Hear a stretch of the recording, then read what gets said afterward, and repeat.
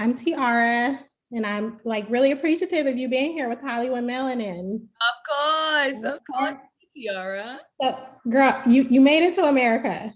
I know, right? Yes. So I've read that for you, this was like, like a metaphor for your true life experience. Absolutely. America. So I know it's been a year since the release was supposed to happen, and even longer since filming. So are you still on that high? We definitely are. I mean, I just came back from a conference room right now. So seeing all my colleagues and we're all Yeah. like screaming at each other just because we haven't seen each other since we were at shoot in 2019. Oh, wow. What a wonderful experience, one of the best experiences ever, just to be surrounded by people who have so much legacy and such iconic careers and just like Black Hollywood excellence. Absolutely. That's amazing. Yeah. Excellence all around. So tell us about your character in the film and what she's all about. Well, Mirembe is a traditional Zamundan woman, born and raised in Zamunda. So it is the first time that in the Coming to America franchise, we get to be introduced to a traditional Zamundan woman. However, her life is very unconventional. She doesn't do what other women in Zamunda do. You know, everybody's expected to be a royal bather or to Yeah. be a queen in the palace, but she is actually the royal groomer. So she runs the barbershop. Nice. Nice. And we don't see women in those types of roles. So I'm Absolutely. lucky to see it. Absolutely. So have you seen the film? Have you seen the final cut? Absolutely. Oh, I definitely have. I think everyone's going to have a great laugh. You know, it's hilarious. I yeah. loved playing Mirembe. You know, what she brings to the table is completely different. It's the nuanced traditional woman, what it's like to be in Zamunda. And obviously, Mhm. Lavelle, Jermaine's character, comes into Zamunda. He's like from Queens. So he doesn't Right. understand all these things. Why do I have to do all of this? Right. He's not understanding.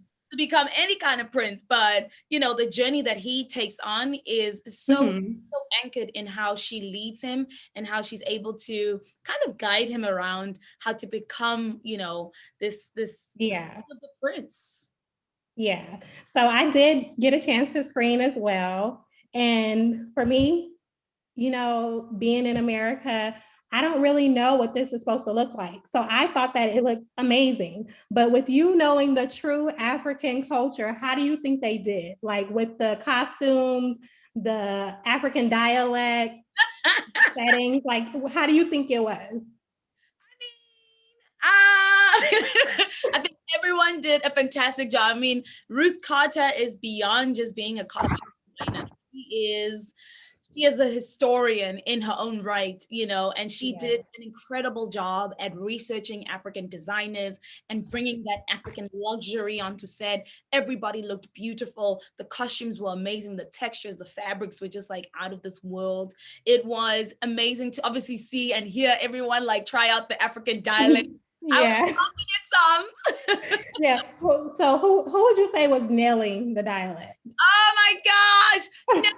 Like I want you to call somebody out. Wesley was Wesley. hilarious. Wesley was so hilarious with these Yeah. accents. I mean, we'd be in the makeup trailer getting we'd all be getting like hair or makeup, and he'd come in and still have the accent. I'm like, you do know they've called cut.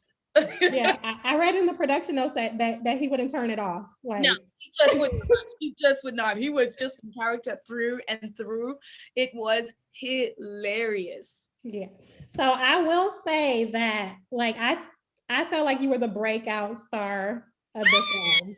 Like I absolutely loved your performance. Like my team, they referred to you as Regal, and I wholeheartedly agree. Like you were amazing. Thank you. Thank you. You are welcome. I Definitely well deserved. It's definitely daunting, just like starting to Mhm. hear those kind of words and knowing that this is your breakout role in America and it's in Coming to America. So that's literally Yeah. like the narrative of my life right now. I Yeah. left South Africa 2 years ago to just be closer to the pulse and to tell stories that are fun and to work with people that I've always admired. And this being my first project, Mhm. I mean, I couldn't be more Craig Brewer, who gave me a chance and cast me in this. I'm so, so, so grateful. Yeah. So after I watched the film, I was like, you're definitely someone I want to see more of.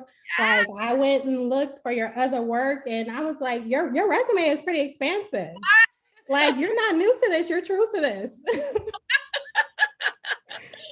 It's so So funny that you say that because Lunel, when we started shooting, me and her just like bonded. We were like, okay, you're my girl, you're my girl. And then she went yeah. on Instagram. Then the next day she comes to say, she's like, y'all don't know nothing. I haven't seen my girl. Exactly. But I'm sure we'll know about you. We'll know about you. And I'm hoping we'll see more of you. So can we look forward to seeing more of you in more American films?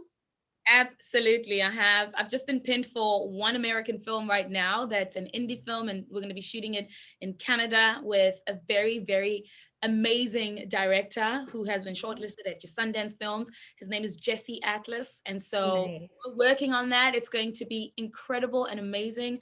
My agents have already been getting a lot of calls. So I'm really excited just to see how my journey pans out. Obviously, it was very difficult because it's like, you need an American accent. I was like, I don't know how to say the A little practice, a little practice. a little practice, but I'm very, Yeah. I think I'm sure you'll do well. And like you're such a hard worker. And it seems like you really stay so busy with your humanitarian projects and your activism. Like, how do you do it all? it is not easy at all. I think a lot of people look at it and they think, oh, she has an easy life, but it's not. Yeah. Advocating for refugees that are displaced across the African continent, visiting refugee camps, and being a voice for the voiceless is something that needs a lot of heart and also needs a lot of courage. Because when you go into the refugee camps, you have to change that narrative. For a very long time, the narrative of Africans has always been the little baby with the fly on the face, and that's not what I do. I show people who have so much heart, who have so much spirit, who have the ability to overcome and rebuild even after wars and conflicts. So I'm always telling people, I'm like, first of all, I come from South Africa. So I'm always just like punting my country. I'm like, you want to go to South Africa. Anyone who's Right. like, okay, I don't think I want to leave. And anyone who's never been and is like planning, I always say there's only one regret. You're thinking, why did it take me so long to do this? That's amazing. That's amazing. I'm glad to see it. And I can just tell that you have the heart for it. I truly do. Yeah. One of my life's like greatest callings. I also have my own foundation, which is called the Lighthouse Foundation, where we support young babies as well as high school kids, as well as tertiary students who are going into, college. Anyone who needs tuition fees, we're there to like support, and we raise money. That's So amazing. we give away millions of rands just to support people and just make sure that we become the bridge and we just stand in the gap. That's all we do. So for anyone who wants to contribute to that foundation, can you tell us where we can find that? Nomzamo Lighthouse.org. Awesome.